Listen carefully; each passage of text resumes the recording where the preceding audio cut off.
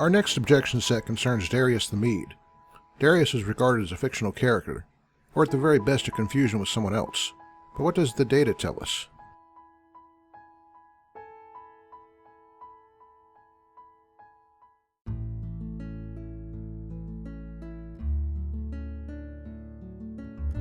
There have been a few ideas about who to identify Darius the Mede with, but I find the strongest match identifying him with the monarch who actually conquered Babylon, Cyrus the Persian.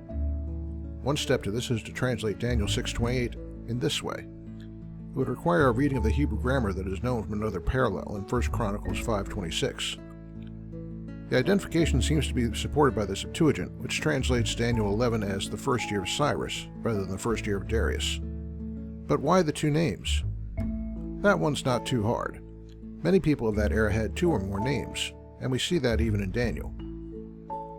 But then why emphasize the name Darius over Cyrus?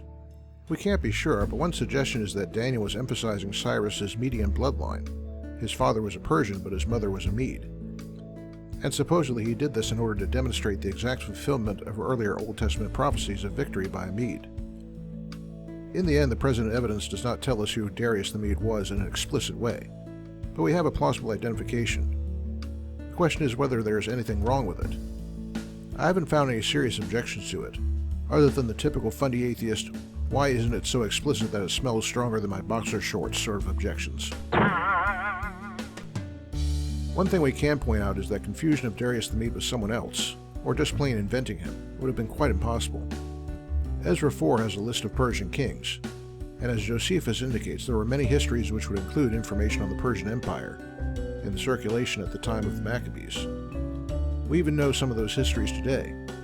In reply to this, one fundy atheist remarked that many Americans today don't know who the president was during World War II.